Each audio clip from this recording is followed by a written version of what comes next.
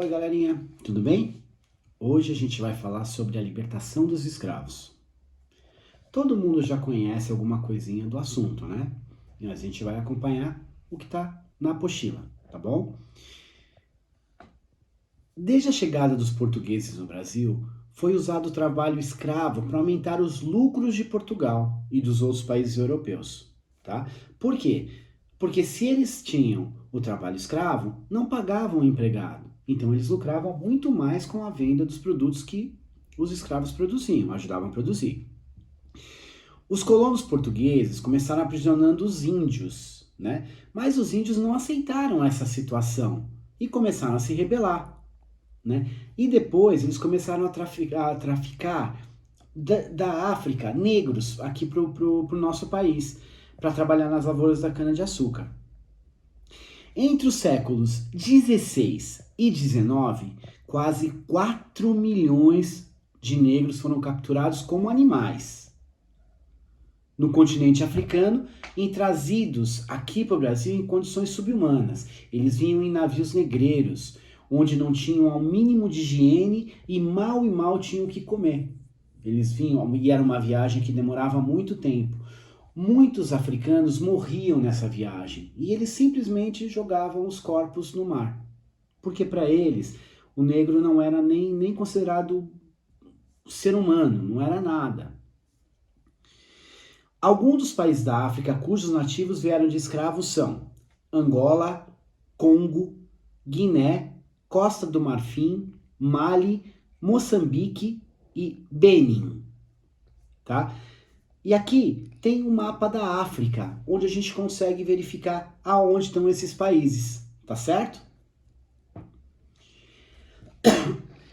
Eles, como eu falei para vocês, eles eram trazidos da África até o Brasil em navios negreiros. E quando chegavam aqui, eles desembarcavam no porto e eram vendidos naquela hora mesmo.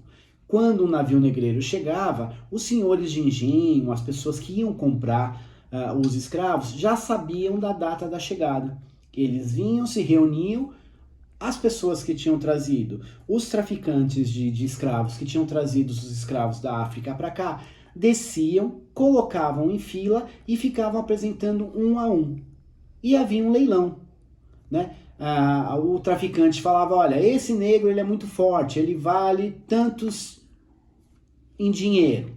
Aí os senhores de engenho iam cada vez dando um lance maior. Começava com 1, 2, 3. Quem desse o lance maior comprava o direito desse escravo. Na verdade, comprava a vida desse escravo, desse ser humano, desse negro, né?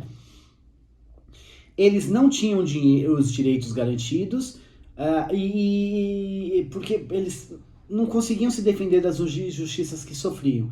E se por acaso eles se rebelassem, eles eram castigados com força, chicotadas, uma série de coisas. Eles eram tratados mesmo muito mal. Os escravos, inconformados com essa situação de domínio, lutavam como podiam por sua liberdade. Muitos fugiam das fazendas e reuniam-se em povoações chamadas quilombos.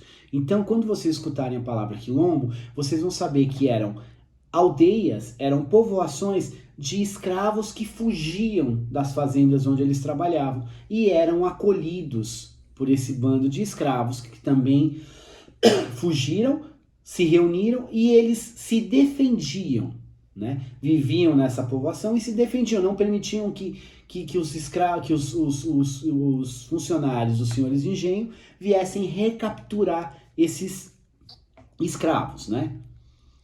Eles viviam dentro desse quilombo, eles plantavam, eles colhiam, eles viviam livres, como viviam nas aldeias da África. O mais famoso quilombo foi o Quilombo de Palmares. Vocês vão escutar direto isso na vida de vocês, Quilombo de Palmares.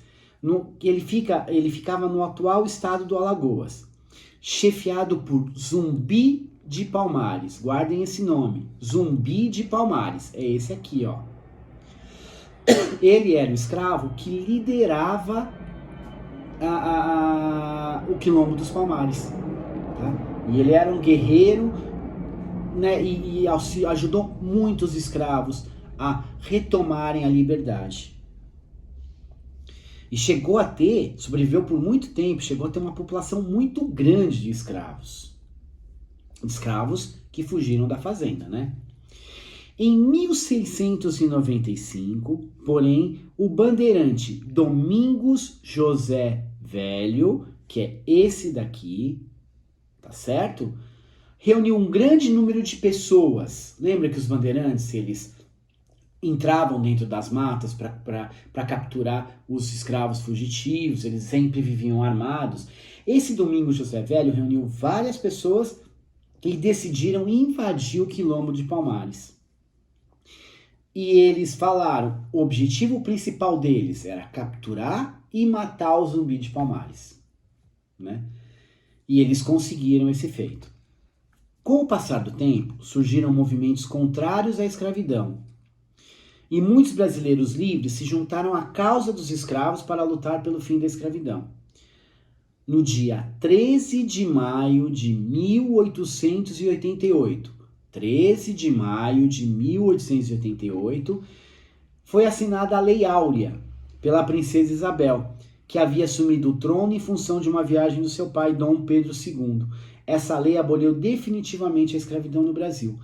Mas esse movimento de libertação dos escravos já vinha desde 1850, quando começaram a surgir leis para beneficiar os escravos, tá certo? Foi um movimento onde teve um cunho até humanista, mas eles não se preocuparam também com a continuidade, as condições após essa libertação dos escravos, né?